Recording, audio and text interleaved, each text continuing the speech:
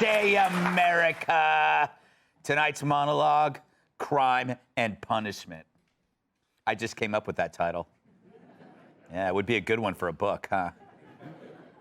First, let's address FBI agent Steve Friend, who was suspended after he made allegations in a whistleblower complaint. He was stripped of his gun and badge and removed from the Daytona Beach FBI field office. That sounds like fun, getting stripped at the Daytona Beach field office. But I guess as far as the FBI is concerned, he's been unfriended. See what I did there with his name? Because his name's Friend. I think that's a courtesy laugh on your part, but I'll let it go.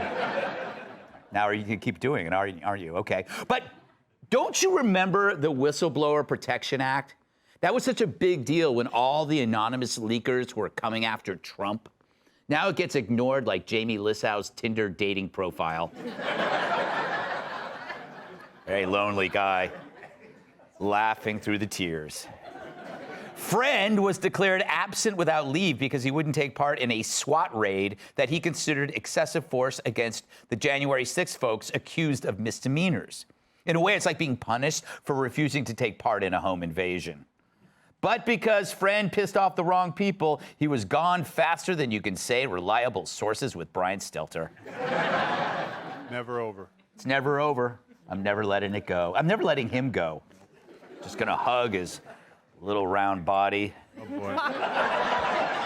So they bury me in the same coffin, which will be a piano case. Remember that guy? His complaint underscored what we've been saying for a few years. The FBI, DOJ, IRS, AOC, and every other three-lettered governmental outfit deserving of four letters has been encouraged to exaggerate the threat of domestic terrorism. The demand for violent white terrorists somehow exceeds the supply, so they have to make them up. It's like a scaled-up version of Jussie Smollett's hoax, except this is way easier because unlike a typical fake hate crime, you don't even need the victims. You just need the amorphous threat, and the FBI will fill in the blanks. Now, maybe some of these threats exist, but it's not like they ever find them. They're like women in a Brian Kilmeade makeout story. Sad, isn't it? I wish he would just stop. It's embarrassing for everybody involved. So just like people who paid their student loans, this agent, a respected 12-year veteran of the FBI and a SWAT team member, was punished for doing the right thing. Now, if the other side does the wrong thing, then it's another story. In North Dakota, which is a state cat, a fiend admits to running down a teenager over a political dispute, and he's currently out of jail. He murdered the kid, and he's out of jail. Apparently, he's not a flight risk, which I guess is defined as he won't run over people with a plane. According to authorities, the alleged killer used his truck to mow down Kaylor Ellingson, who the fiend claims was part of an unnamed Republican extremist group. You know, I tried to search for this story yesterday, and it's amazing. There was less coverage than Michael Moore in a belly shirt. Think about that for a while. Yeah. Now let's flip the script. Imagine Donald Trump making the same speech Joe Biden did, that bonkers one in front of Satan's grotto, and then a left-wing teenager is murdered by a Trumper. The word incitement would be shouted faster than you could say Charlottesville. Funny, it's not the case here. No one's screaming, "You've got the blood on your hands, Mr. President," or the same thing to his like-minded pals in the media, because it's the media who usually does that sort of screaming. Let's go to Joe Biden for comment. Amazing.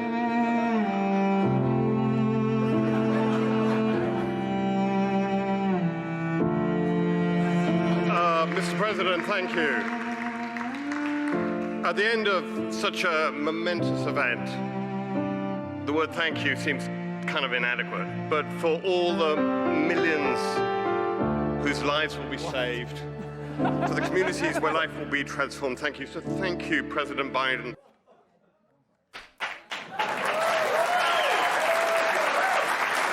Yeah. Once again, he's wandering and asking, anybody seen my imaginary puppy? That's who he blames the poop on.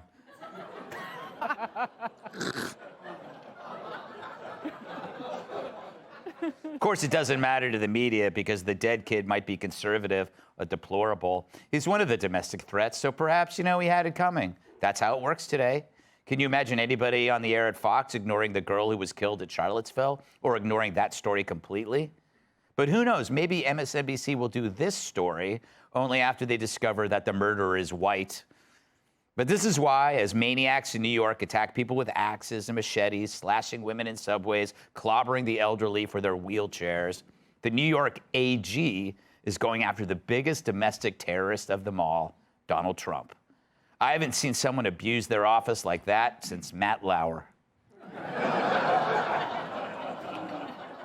If you're watching, Matt, I know you didn't expect that joke. It's like, enough already. It's been 4 years. No, it hasn't. So yeah, during the ugliest, deadliest crime wave in recent history, Letitia James is prosecuting the Trump family for allegedly overappraising their property to get better loans from banks. Yep, he might have taken some of the largest banks to the cleaners. He shouldn't be prosecuted. He should be receiving the Presidential Medal of Freedom. But as everyone knows, you can appraise your property. It doesn't matter. The banks do their own appraisal. One is deliberately high and the other is low. But more important, that this is the AG's concern, putting politics over people's misery. Women are getting raped, but Letitia James is looking out for Deutsche Bank. That is some feminist. But it makes me wonder, why aren't we liberals? Can't we see how much easier our lives would be if we just faked it as a lib and pretended to be compassionate while screwing over people left and right? I mean, nowhere else is there more faking going on other than Jamie's honeymoon. But our lives would be so much better. We wouldn't be targeted. We wouldn't lose our jobs. We can even kill people who upset us. I'd say if you can't beat them, join them. But I'd rather live in a world where you can just beat them. And I mean, in the voting booth. Just make sure you can pull that curtain shut and muffle the screams.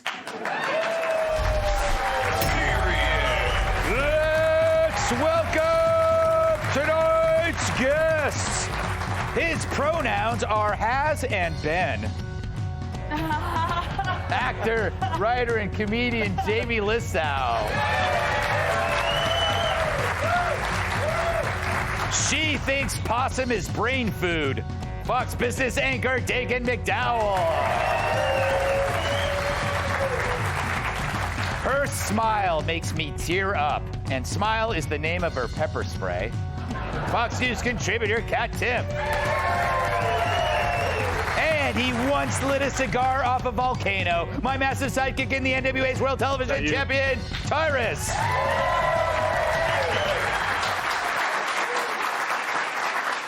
Jamie, welcome back. Being so alone most of the time, I assume you've come up with a number of jokes. Care to estimate how many jokes you have for this particular segment? I would say maybe 3 to 5. Okay, 3 to 5 it is. Yeah. So what do you make of this monologue? What are your thoughts? There's some stuff that makes me angry in the monologue. Yeah. I mean, there's a kid that died. He was what makes me the angriest? Obviously, it's a tragedy, but the fact that he left this dude. Yes. Like maybe he could have saved him. Maybe he did something in a moment of anger, but then he still left and fled the scene. I think that's what really bothers me, because I feel like we can argue about politics or whatever, but at some point when there's like human life on the, like honest to God, I feel like even if Brian Stelter was falling into a canyon, I would reach over and we'd both die.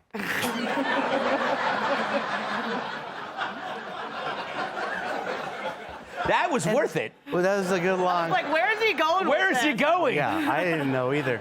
But then the guy's sort of claiming like self-defense, which the only way that's possible is if, in the rare instance that this kid is a transformer. Yeah, that's true. Yeah. The guy was in a car. Yeah, he was in a car. It's not fair. And then props to Friend. Yeah. Mr. Friend, he's awesome. A lot of times, it's so hard to speak out when you know you might lose your job or you will lose your job. So props to that guy for telling the truth. And I was reading the story and they were like, oh, they took his badge and gun and then they fired him. And I was like, that's the right order to do that.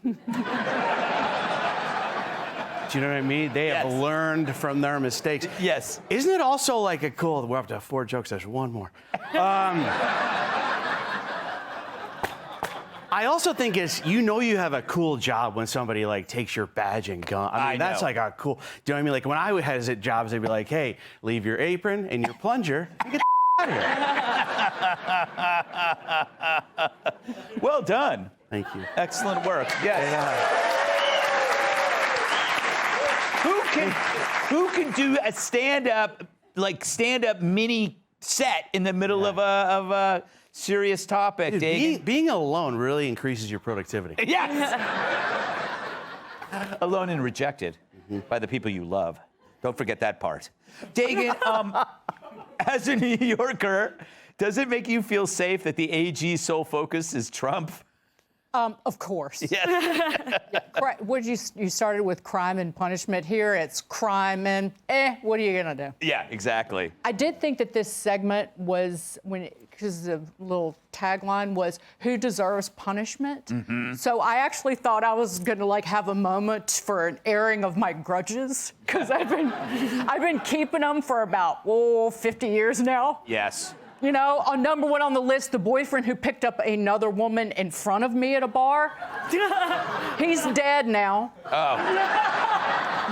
But I didn't kill him. Someone did. Oh, but I decided I was gonna make up I'm with her t-shirts, like Fugazi, Fake-a-loo, I'm with her t-shirts. So I keep the popo and the prosecutors and the federales in my corner. There you go. There you go. Always thinking ahead. That's why we have you here, Dagan. Yep. And Kat, for my hot legs. Yeah, that too. Kat, you look at all these government agencies. Do we just need to tear them down and rebuild them? Yeah, we can tear most of them down and see if we need to rebuild them. I don't think they don't really do very much. It is crazy. I mean, the story from the car murderer. Yeah. Everyone's saying it's crazy that he's out, which is true. But also in his court hearing, he was arguing they shouldn't even have bail. And one of the reasons he said, he's like, I have a job. Yes. I was like, I don't know about that, buddy. Like, you think you're just walking into work? Like, your boss isn't wondering where you are. He knows. Yeah. I'm not going to make it this morning. Yeah, I'm usually really cool about stuff. Like, whatever you want to do in your own time is fine. It shouldn't, as long as it doesn't affect your work. Murdering is an exception. Yes, yes. But this weird that they've lowered the standard now, so it's just, if you're not a flight risk, right? That's what they're saying, Tyrus. They're like, it's not a flight. So that's... How is somebody not in a flight risk who apparently will hit anything in his way when he's driving? Yeah, exactly. So it sounds like a pretty dangerous guy behind the wheel.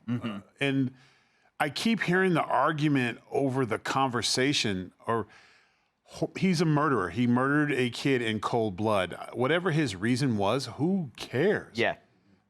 If I wasn't sitting in front of my truck and little Gutfeld stood in front of there and called me the N-word and ran his mouth and said that and I ran him over with my truck, I'm still a murderer, regardless of what you said might have hurt my feelings. Like, I don't want to hear the argument. I don't care what he thought. I like you murdered someone. I like how you said little Greg. Like, well, I didn't want him to be confused with the taller Greg. I just wanted to, And, but it's weird because when we have victims, they don't get justice. They don't even get public support.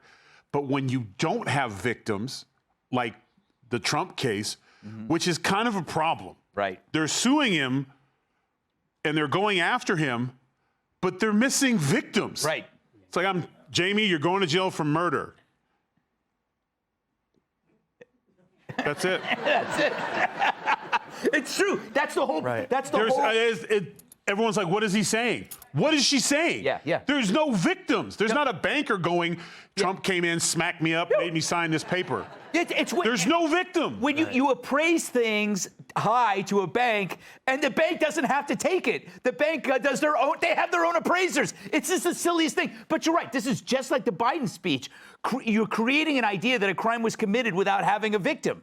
And so now it's just this thing. It's like, oh, he's going to jail. He's going to jail. Or, oh, there's all these terrorists. But there's no victims. No, this isn't, you always hear that phrase, victimless crime. Yeah. No, this crime had no victim. All they did was like, whoever does your negotiation, may I have their number, please? Yeah, that's it. because I would like to get a great rate from a bank. Yeah.